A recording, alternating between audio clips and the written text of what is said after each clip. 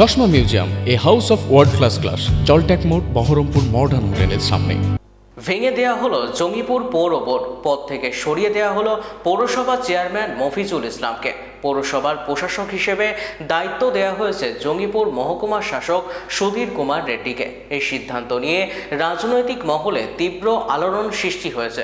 জানা গিয়েছে, বিগত কয়েক মাস ধরে জঙ্গিপুরের বিধায়ক জাকির হোসেন এবং পৌরসভা চেয়ারম্যান মফিজুল ইসলামের মধ্যে মতানৈক্য ক্রমশই প্রকাশ্যে আসে।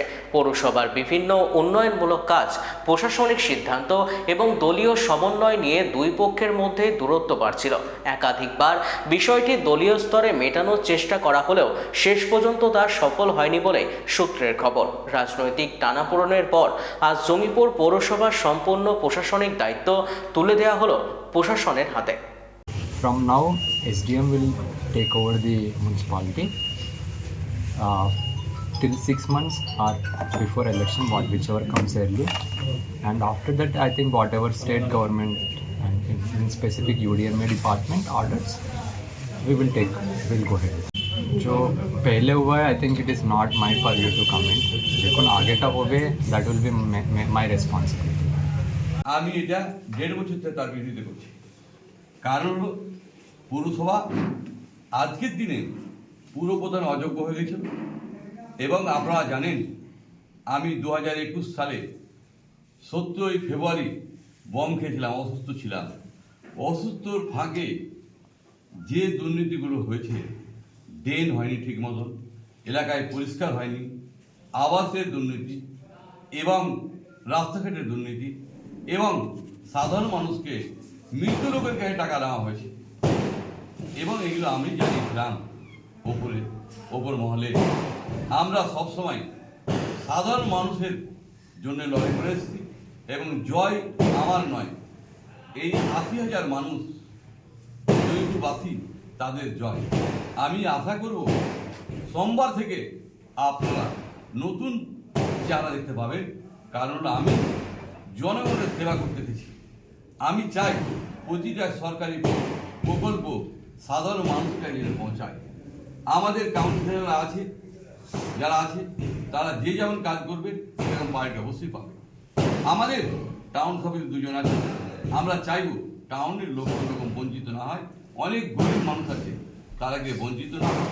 সেই কারণে আমি 1 বছর আগে দিয়েছি এবং লাগাতার আমি আন্দোলন করেছি যে আমরা মানুষের হয়ে কাজ করতে চাই এবং মানুষ যেন সেবা পায়। কিন্তু আমরা প্রতিদিনই দেখতে পাই, আপনারা মিডিয়া ভাইরা খবর করেন 20 নম্বর ড্রেনে নোংরা জমা আছে, 20 নম্বর ওয়ার্ডে জল জমা আছে। আপনারা বলেন 2 নম্বর ওয়ার্ডে জল জমা আছে, আপনারা বলেন 12 নম্বরে জল জমা আছে। আপনারা বিভিন্ন প্রশ্ন করেন আমাকে, আপনারা প্রশ্নের উত্তর সবসময় দিয়েছি। কিন্তু আমি বলছি আপনাকে, সোমবার থেকে নতুনভাবে নতুন সাজে আমরা সকল মিলে জঙ্গিপুরবাসী প্রতিটা মানুষের বুদ্ধিজীবী লোকের দায়িত্ব পড়ে যে পুরসভাকে সাজানো, তারাও যদি এগিয়ে আসে এবং আমাকেও যে লিগেলভাবে কাজ করতে হয়, এসডিওকে আমরা চাই লিগেলভাবে কাজ করতে এবং জঙ্গিবাসীকে উন্নয়ন করতে। আমরা চাই জঙ্গিপুরকে এগিয়ে নিয়ে যেতে। কেমন লাগছে আজকে দেখুন, আমার দীর্ঘ 1-1.5 বছরের লড়াই আজকে আমি সাক্ষী হয়েছি। আমার খুব ভালো লাগছে। আমার থেকে ভালো লাগছে আমার মনে হয় জনগণ, গরিব মানুষদের। আমি গরিব মানুষের ভেবেই সেইটা করেছি এবং আমার ভালো লাগছে। কারণ হলো আমি অপশাসন চাই না, সুশাসন চাই। আমি চাই না এলাকায় ল অ্যান্ড অর্ডারকে ভাঙুক, ল অ্যান্ড অর্ডার সঠিক থাক, সেটাই চাই। এটা কিন্তু হচ্ছিল না। আশা করি আগামী দিনে হবে।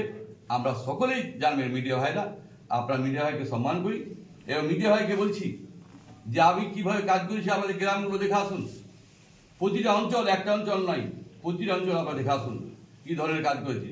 আপনারা দেখবেন বংশবাটি এবং অজগর পাড়া প্রায় 15 কিলোমিটার ঘুরতে হতো, কাল থেকে কিন্তু 2-2.5 কিলোমিটার হয়ে যাবে। কেন? কাল ব্রিজ ওপেনিং হচ্ছে, তারপরে মাঠ দিয়ে রাস্তা করে আমি ব্রিজ করেছি। ওখানে কালকে আপনারা আসবেন। আমি অনুরোধ করছি, আরও কিছু আমার ঘোষণা করার আছে, আপনারা আসবেন। আমি চাই মিডিয়া ভাইরা সঠিকটা তুলে দেবো। আমরা সকল মিডিয়ার ভাইকে সম্মান করি, কিন্তু এমন খবর না আপনারা করবেন না মানুষের ভালটাকে কেটে দিয়ে খাটটাকে ধরবে, এটা না হয়। আমি সকলকে শ্রদ্ধা করি, শ্রদ্ধা রাখবেন এবং প্রতিটা জঙ্গিবাসীকে আমার ধন্যবাদ।